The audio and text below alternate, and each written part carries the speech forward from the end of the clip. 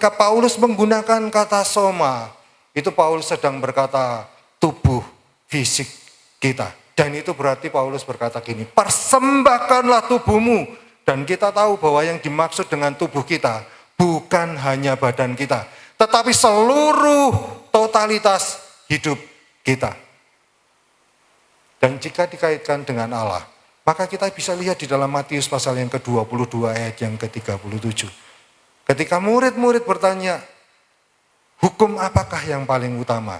Dan Yesus berkata, kasihilah Tuhan Allahmu dengan apa? Yang pertama segenap hati, yang kedua segenap jiwa, yang ketiga segenap akal, Bapak Ibu. Melibatkan akal. Hati, jiwa, dan akal, semuanya kita persembahkan untuk Allah. Penyerahan hidup bukan hanya soal tubuh kita, tetapi Paulus berkata seluruh totalitas hidup kita. Dan Paulus, the living sacrifice, persembahan yang hidup, yang kudus, dan yang berkenan kepada Allah. Ketika kita sadar respon kemurahan Allah, maka yang dilakukan pertama kali di dalam ibadah sejati adalah mempersembahkan hidup kita sepenuhnya. Sepenuhnya, Bapak Ibu. Dan itu menjadi kunci pengiringan kita kepada Allah. Kita bisa seperti yang Rasul Paulus katakan, tidak tawar hati karena sadar anugerah Tuhan itu akan terus-menerus bersama dengan kita. Kita pernah menerima kemurahan Allah dan Allah berkata, kamu akan terus-menerus menerima kemurahan Allah. Satu kuncinya menurut Roma pasal 12 ayat yang pertama, persembahkanlah tubuhmu, totalitas hidup kita kepada Allah. Enggak gampang Bapak Ibu, enggak gampang menyerahkan seluruh totalitas hidup kita kepada Allah. Tetapi ini yang menjadi nasihat dari Rasul Paulus. Dan itu adalah ibadah kita yang sejati. Di poin yang kedua, saya berkata begini, aktivitas rohani itu bisa berlangsung tanpa penyerahan diri. Tetapi ibadah sejati tidak pernah lahir tanpa hidup yang dipersembahkan. Aktivitas rohani bisa berlangsung tanpa penyerahan diri. Bisa kan ya Bapak Ibu dan Saudara sekalian? Aktivitas rohani itu bisa berlangsung tanpa penyerahan diri. Tadi di pagi dikatakan bahwa orang yang pergi ke gereja belum tentu diselamatkan. Kita semua setuju tentang hal itu. Betul ya Bapak Ibu, kita setuju ya? Tidak semua orang yang pergi ke gereja itu diselamatkan.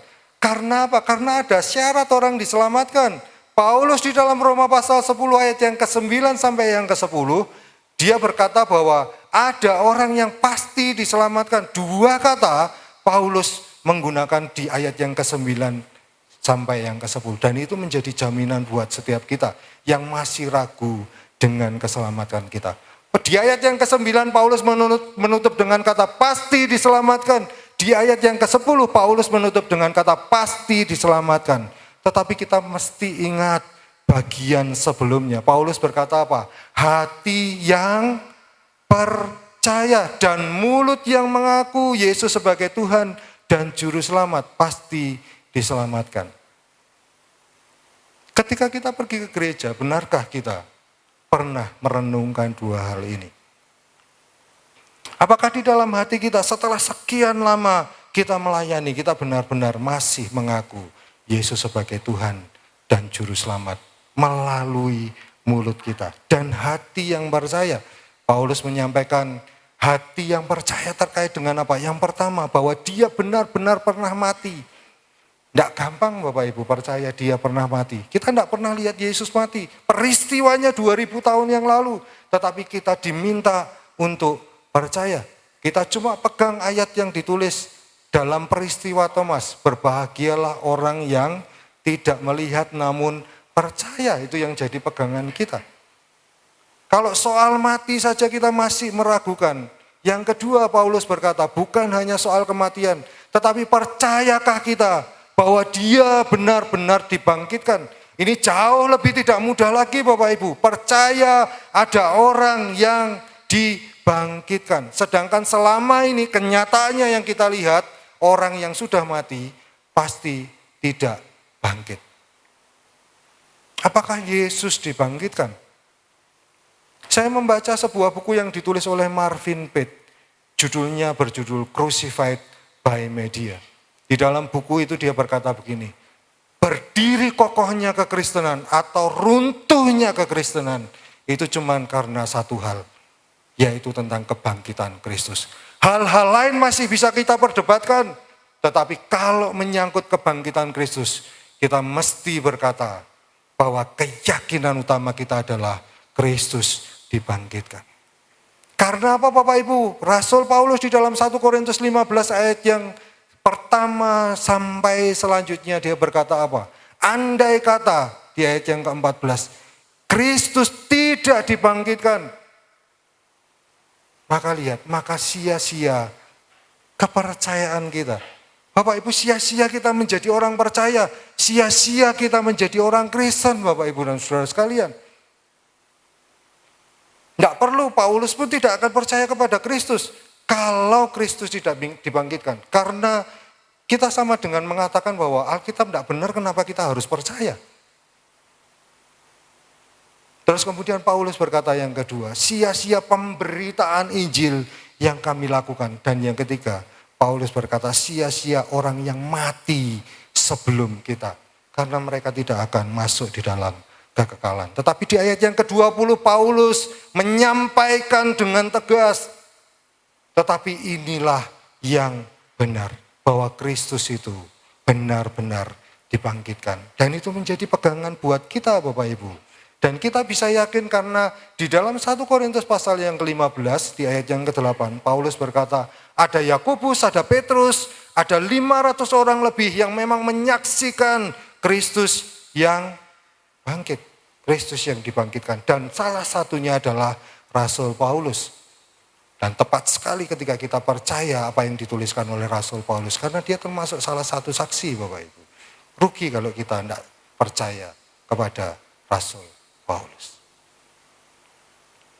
Bapak Ibu, aktivitas rohani bisa berlangsung tanpa penyerahan diri. Bisa Bapak Ibu. Makanya kita sering kali dengar ritualisme, legalisme, kata-kata itu kan.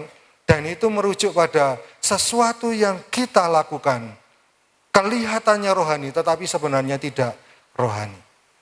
Di tahun 2012 dan gerakan ini semakin berkembang. Ada sebuah gerakan yang dinamakan dengan spiritual but not religious. Ada orang-orang yang berkata begini, tidak perlu jadi Kristen, yang penting kita itu baik. Yang penting kita itu saleh. Tidak perlu. Kenapa kita harus menggantungkan hidup kita di seutas benang? Di sebuah keyakinan yang kita tidak yakin dengan pasti. Maka anak-anak muda sekarang lebih suka dengan hal ini. Ya sudah, pokoknya kita baik dengan sesama. Nah itu tantangan yang sedang kita hadapi Bapak Ibu dan Saudara sekalian. Hamba-hamba Tuhan. Mengerikan ketika saya lihat sebuah survei yang dilakukan oleh Vince Antonucci dekat-dekat ini. Dia berkata bahwa 32% orang-orang di Amerika, anak-anaknya itu menjadi ateis. Wajar karena papanya mamanya sudah menjadi ateis. Tetapi yang lebih mengejutkan, more than 60%, lebih dari 60%. Anak-anak orang percaya, anak-anak orang Kristen, itu memutuskan untuk keluar dari kekristenan. Dan ketika Vince Antonucci tanya alasannya, anak-anak muda berkata begini, kami cuma diajar menjadi Kristen. Kami cuma diajar pergi ke gereja. Kami tidak pernah diajar mengapa kami harus jadi Kristen. Kami tidak pernah diajar mengapa kami harus pergi ke gereja. Maka saya pernah menyampaikan begini, kekristenan itu bukan soal apa, kekristenan itu soal mengapa. Kekristenan itu bukan soal apa, kekristenan itu soal siapa yang kita percaya. Bukan apa yang kita percaya, tetapi siapa yang kita percaya. Mengapa kita percaya kepada siapa yang kita percaya. Ini penting Bapak Ibu.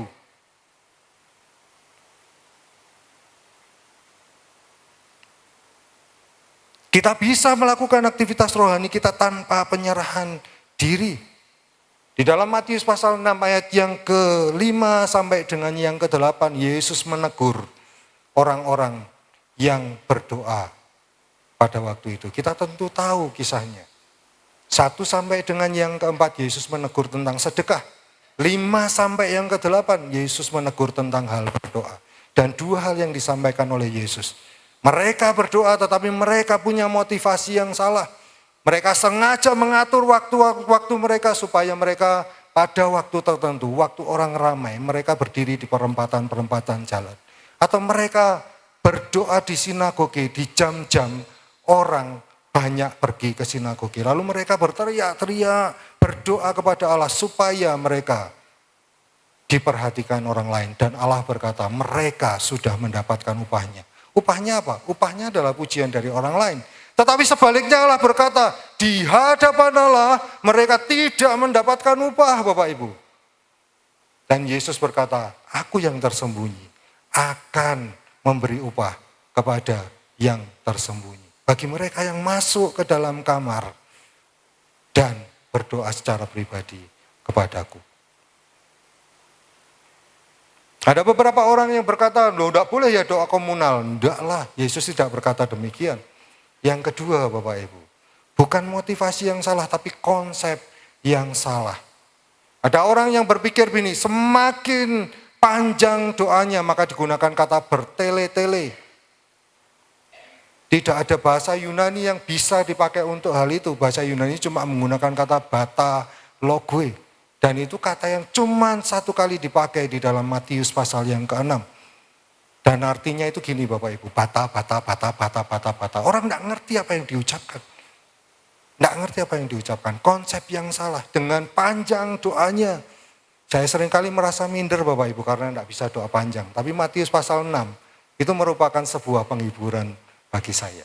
Bukan panjang doanya Bapak Ibu, tetapi apakah hati kita benar-benar klik dengan Allah ketika kita menyampaikan doa kita. Itu yang paling penting. Dan selanjutnya saya mengatakan gini, tetapi ibadah sejati itu tidak pernah lahir tanpa hidup yang dipersembahkan kepada Allah. Yesaya pasal 40 ayat yang ke-31 berkata begini, tetapi orang-orang yang menantikan Tuhan, itu seperti apa? Raja wali yang terbang tinggi dengan kepakan sayap. Mereka berlari tetapi tidak menjadi lesu. Mereka berjalan tetapi tetap tidak menjadi lelah. Bapak Ibu, Yesaya pasal 40 ayat yang ke-31 itu mengajarkan kita begini. Sebagai hamba Tuhan, kita mungkin pernah berada di puncak popularitas kita. Kita pernah terbang tinggi dan kita suka dengan hal itu. Yang kedua, kita mungkin berlari dan tidak menjadi lesu. Ada begitu banyak pelayanan yang kita lakukan. Tetapi Yesaya di dalam konteks Israel pada waktu itu, dia menegaskan yang paling penting adalah berjalan bersama dengan Allah secara konstan dan konsisten. Yang berarti itu adalah penyerahan hidup kita. Kita suka dengan popularitas, tetapi apakah kita pada akhirnya mengiring Tuhan sampai seumur hidup kita? Kita sering kali lemah dan 2 Timotius pasal yang pertama ayat 6 sampai yang ke-7. Rasul Paulus menasehati Timotius yang penuh dengan ketakutan menghadapi ajaran sesat. Dan Paulus berkata, kobarkanlah kembali karunia. Paulus tidak berkata, kamu harus punya karunia. Tidak, Paulus berkata, Timotius sudah punya karunia. Dan yang perlu dilakukan adalah mengobarkan kembali. Api yang semakin lama semakin kecil, api yang semakin lama semakin kecil. Dan di dalam Roma pasal yang ke-12 ayat yang ke-11 ini ayat yang sangat terkenal. Janganlah kerajinanmu kendor. Biarlah rohmu menyala-nyala dan layanilah Tuhan. Orang suka dengan ayat yang ke-11 tetapi lupa dengan ayat yang pertama dan yang kedua. Kita perlu ingat bahwa untuk punya roh yang menyala-nyala, kita perlu sadar respon anugerah, kita perlu mempersembahkan hidup kita, kita perlu menyerahkan diri kita kepada Allah supaya roh kita terus-menerus menyala-nyala. Bapak Ibu, kekristenan kan bukan hanya soal agama, kekristenan itu soal relasi. Kekristenan itu soal apakah kita mengalami Kristus di dalam kehidupan kita. Yang kedua Bapak Ibu dan Saudara sekalian, ibadah sejati itu berlanjut. Kalau tadi saya yang pertama dimulai ibadah sejati, maka yang kedua ibadah sejati itu berlanjut dengan pembaharuan budi. Yang pertama, tanpa pembaharuan pikiran, kita akan terus berpikir dengan pola pikir dunia. Pelayanan bisa tetap rohani, tetapi cara berpikir kita sangat duniawi. Bisa ya Bapak Ibu ya? Seorang teman berkata begini, tidak semua yang ada di dalam dunia itu duniawi. Dan sebaliknya, tidak semua yang ada di dalam gereja itu rohani. Dan itu yang sedang kita lihat 2 hari ini Bapak Ibu dan Saudara sekalian. Nah, sampai ada kata-kata gini, jangan sama seperti dunia. Tidak semua yang ada di dunia adalah duniawi. Uang duniawi enggak Bapak Ibu ya? Uang ada di dunia ya. Tetapi uang tidak duniawi. Tergantung siapa yang pegang uang. Kalau yang pegang uang saya pasti duniawi Bapak Ibu ya. Kalau orang-orang rohani yang pegang pasti tidak akan duniawi, jadi rohani. Semua suka dengan uang. Dunia atau duniawi ditentukan bagaimana kita meletakkan cara pandang kita, perspektif kita, sudut pandang kita terkait dengan uang. Betul ya Bapak Ibu? Kalau fokus kita terus-menerus kepada uang, maka kita jadi duniawi. Dan fokus kita yang utama adalah uang. Karena itu Bapak Ibu dan Saudara sekalian, kita perlu apa yang dinamakan dengan pembaruan pikiran. Di poin yang kedua saya berkata, ayat yang kedua berkata, janganlah kamu menjadi serupa dengan dunia ini, tetapi berubahlah oleh pembaharuan budimu. Di poin yang ketiga saya berkata, Rasul Paulus tidak berkata gini, waspadalah terhadap dengan dunia. Enggak, Paulus berkata, janganlah menjadi serupa dengan dunia. Beda ya Bapak Ibu, kalau kita dikatakan gini, waspada, waspada, waspada, kita akan jaga. Oh iya, ada sesuatu yang berbahaya. Tetapi Paulus menggunakan kata jangan menjadi serupa dengan dunia.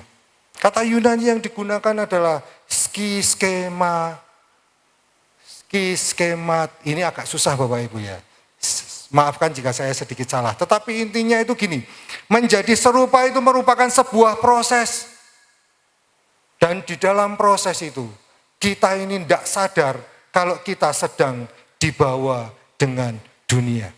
Yang kedua, kata Yunani itu berarti gini, ada sesuatu yang dari luar yang berusaha merubah kita. Pola pikir dunia yang menjadi pola pikir kita. Dunia yang terus-menerus pada akhirnya menjadi pola pikir kita. Maka kata selanjutnya yang digunakan adalah dunia. Dunia pun menggunakan kata yang tepat menurut saya. Paulus menggunakan kata aion yang artinya semangat dunia ini. Ada 3 kata dunia yang biasa dipakai di dalam bahasa Yunani. G yang artinya planet. Ini bukan GAY Bapak Ibu ya. Ini GE yang artinya planet. Yang kedua, kita pasti kenal, ibu-ibu pasti kenal. Ketika kita masuk ke dapur, ingat masak, ingat kosmos. Betul Bu ya. Walaupun sekarang mereknya sudah beda-beda. Dan kosmos itu benar-benar memperlihatkan keduniawian kita. Paulus tidak pakai 2 kata itu, Paulus pakai kata aion yang berarti semangat zaman ini. Dan kalau kita hubungkan, janganlah kamu menjadi serupa dengan dunia. Ada sebuah semangat yang berusaha merubah kita. Tadi disampaikan oleh Pak Bambang Surono, AI itu akan terus-menerus berusaha untuk merubah kita. Ada banyak tantangan yang kita hadapi. Kalau kita tidak upgrade diri sebagai hamba Tuhan, maka orang akan berpindah kepada internet. Itu tantangan kita Bapak Ibu. Hamba-hamba Tuhan di sini, kalau kita tidak upgrade diri, maka internet akan menggantikan posisi kita. Orang tidak lagi perlu dengan hamba Tuhan. Datang tanya, tidak tahu, tanya internet tahu, kenapa saya harus pergi ke gereja? Itu yang jadi pertanyaan, dan itu Gen Z Bapak Ibu sekarang. Gen Z ya Bapak Ibu, bukan Gen Z. Maka kita perlu belajar terus-menerus. Dan Paulus berkata, berubahlah, metamorfosis. Dan ini perubahan dari dalam. yang dilakukan oleh Roh Kudus. Jadi ada sesuatu dari luar yang berusaha merubah kita, tetapi ada sesuatu dari dalam yang berusaha untuk terus-menerus mempertahankan kita. Maka di poin yang keempat dan di poin yang kelima, kita langsung kelima karena yang kelima saya mengatakan gini, tidak ada sikap netral. Jika kita tidak mau dibaharui Allah, kita pasti sedang dibentuk dunia. Si skematoso itu artinya secara perlahan-lahan, tanpa sadar Bapak Ibu, kita dibawa ke arus dunia. Saya pernah baca buku yang ditulis oleh John Owen. Judulnya adalah Mematikan Dosa. Prinsip teologis praktis. Dan di sana, di salah satu bagiannya, Owen mengatakan gini, iblis itu tidak bodoh, setan itu tidak bodoh. Setan itu tidak akan mencobai kita dengan perkara yang langsung besar.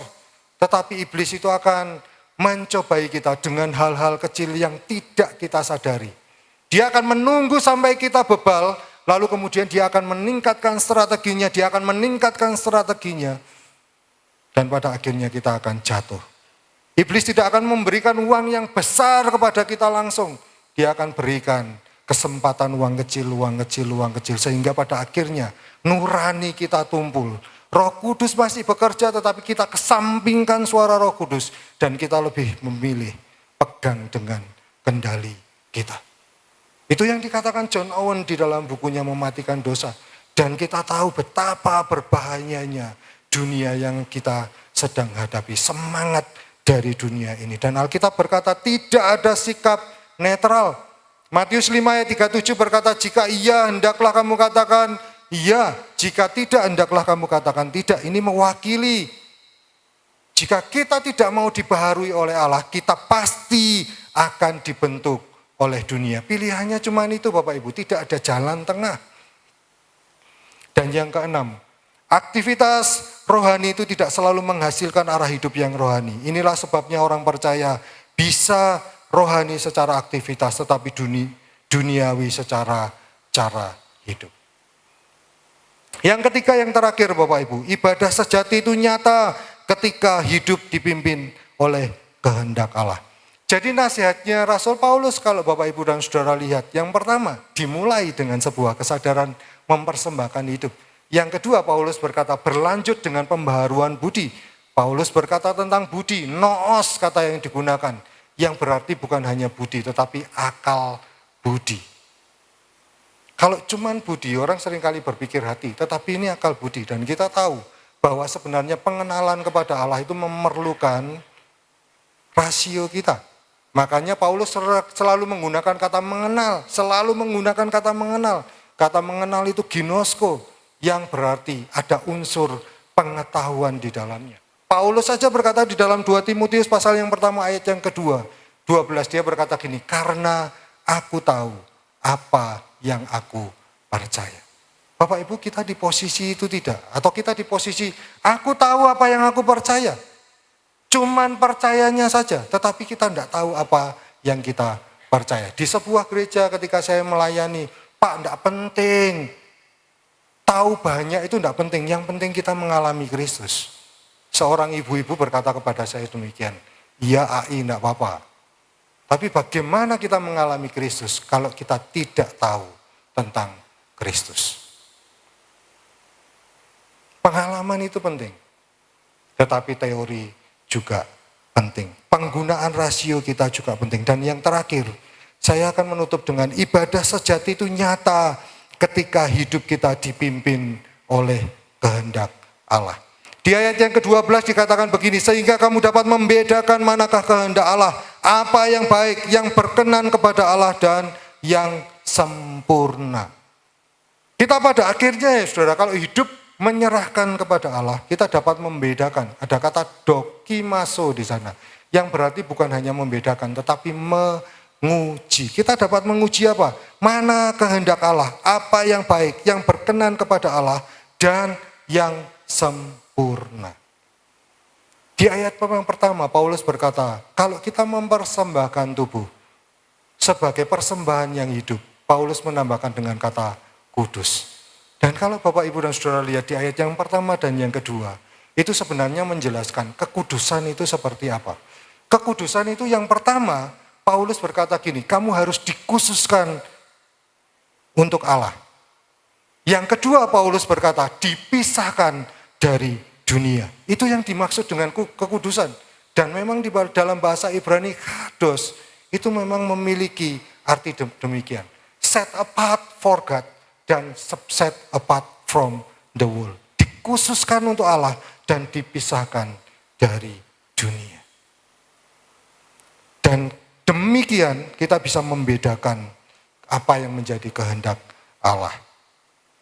Yang terakhir, tidak semua yang rohani adalah kehendak Allah, tetapi ibadah sejati selalu membawa kita hidup di dalam kehendaknya. Kalimat yang paling akhir Bapak Ibu, saya cuma mau menyampaikan gini. Ibadah sejati itu bukan tentang seberapa banyak kita melayani, melainkan seberapa utuh hidup kita dipersembahkan kepada Tuhan. Dan mungkin hari ini Tuhan tidak memanggil kita untuk melayani lebih keras, tetapi untuk apa? Kembali menyerahkan diri kita lebih dalam. Bapak Ibu, saya yakin Bapak Ibu lebih lama di dalam melayani. Tetapi mari kita introspeksi diri kita. Mungkin hari ini yang kita butuhkan adalah mengingat kembali, apakah kita masih menyerahkan diri kita kepada Allah. Mari kita tundukkan kepala kita.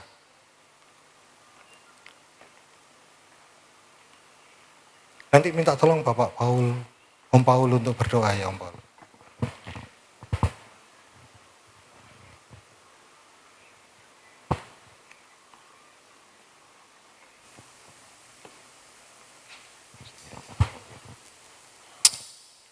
Terima kasih Tuhan, Engkau amat sangat baik bagi kami atas benih firman Tuhan yang sudah disampaikan oleh hamba-Mu. Kiranya Tuhan memberikan kami kemampuan, kekuatan melalui Roh Kudus supaya kami tetap eksis di dalam melaksanakan tugas ibadah yang sejati. Terima kasih, dalam nama Tuhan Yesus kami sudah berdoa. Haleluya. Amin. Sekali lagi kita berkemuliaan bagi Allah kita yang luar biasa.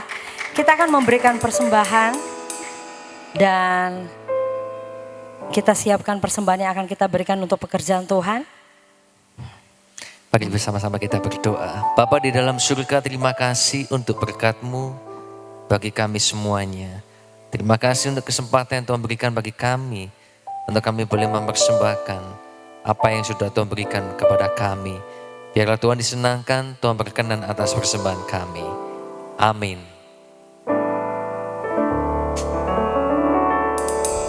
Iya, puji Tuhan.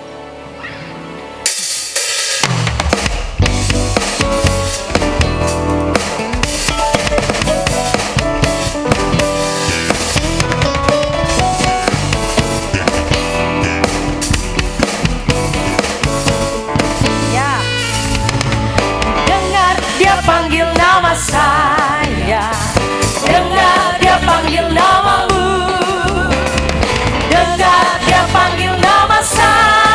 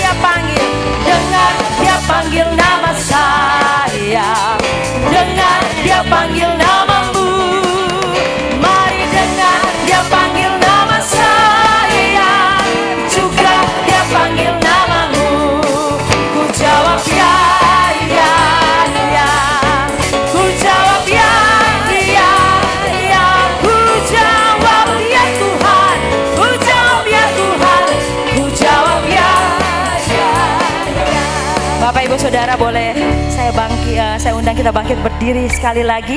Kita nyanyikan pujian ini dengan gerakan. Dengar dia panggil nama saya. Ikuti gerakan kami ya.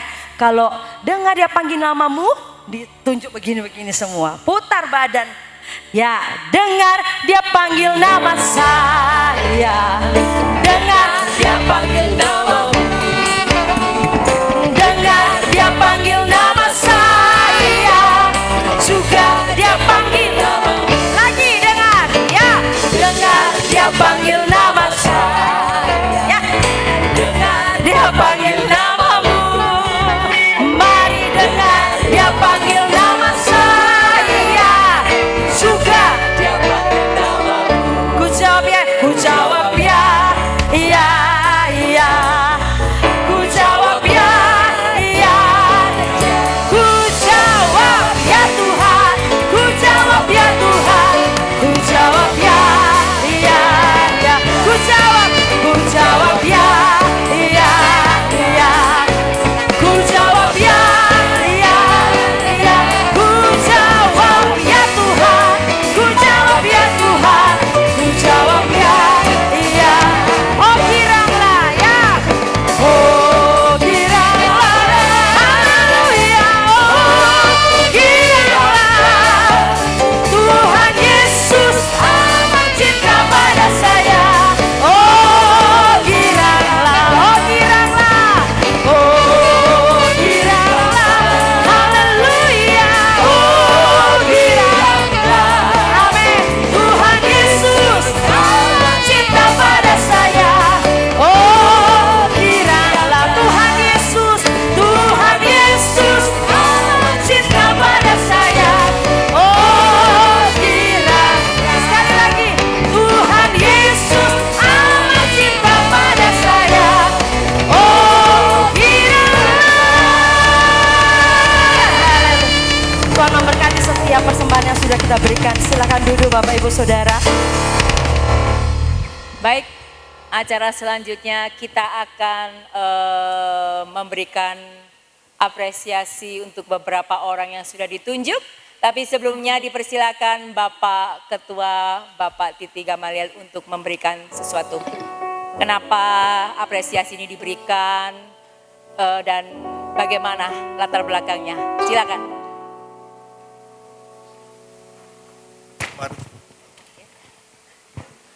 Shalom, yang diberkati firman Tuhan.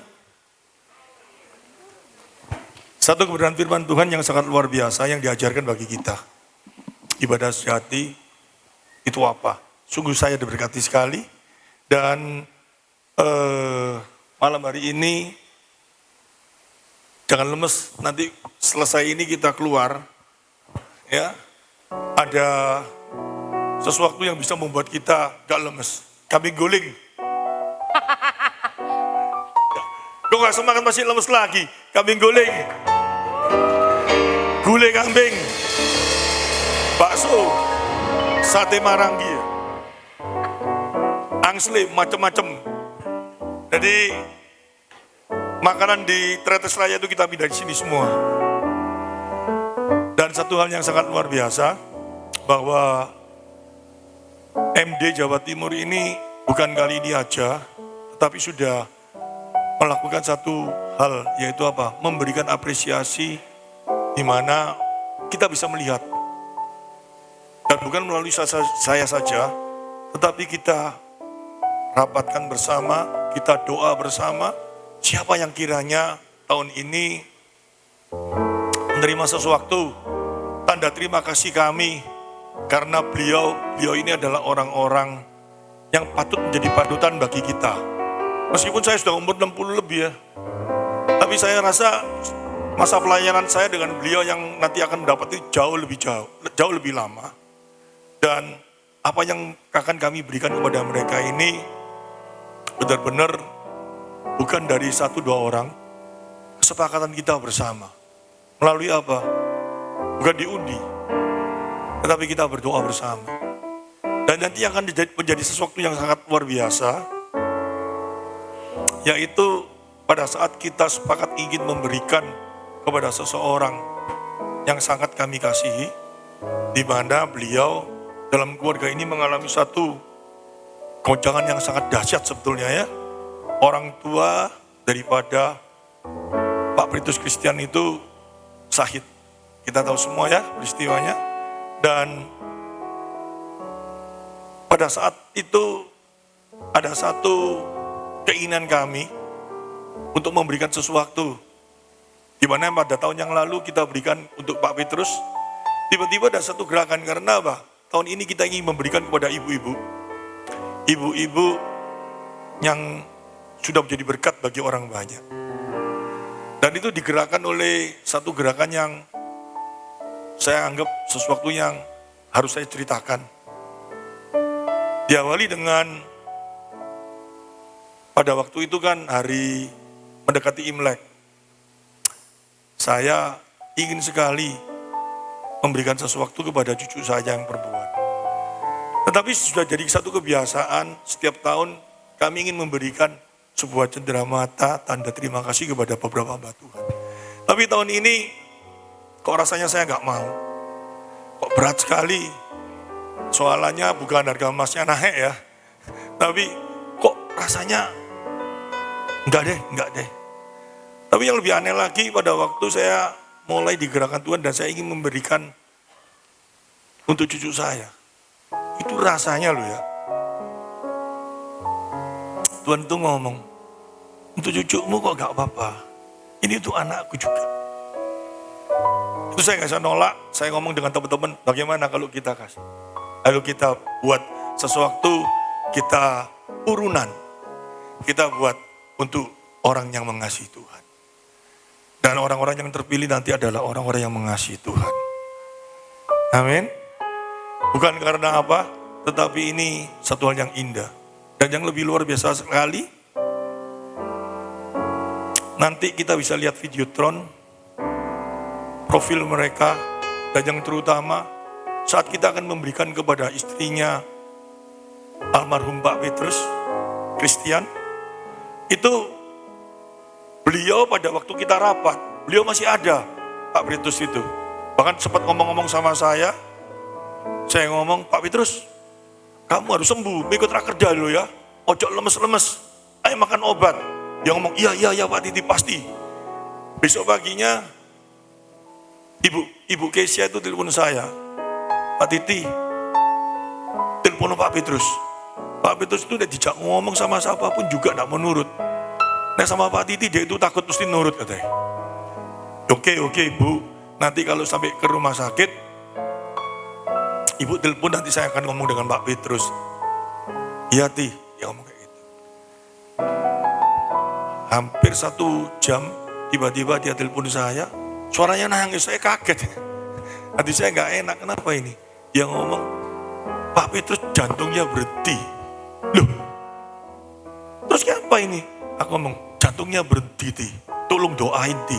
Ya saya berdoa, tapi Ibu jangan doa toh. Panggil dokter segera Bu. Anaknya itu karena Pak Petrus itu pada hari itu, pagi itu dia mau pulang. Anaknya itu ngurus administrasi, jadi di kamar itu kosong. Dia panggil dokter lihat nadinya masih ada. Saya ngomong, bawa UGD, bawa ICU cepet. Setelah di ICU dia telepon saya, puji Tuhan Ti, sekarang sudah di ICU. Bantu doa ya teman-teman doa. Saya lempar ke WA group. Semua doa untuk Pak Petrus. Tapi boleh 20 menit dia telepon saya, mulai seguk-seguk lagi saya ngerasa, Bu, kuat ya. Ini yang terbaik untuk Pak Petrus. Iya. Pak Petrus sudah pulang Ti. Dan yang luar biasa, di saat yang seperti itu, yang cukup berat, satu hal permintaan dia,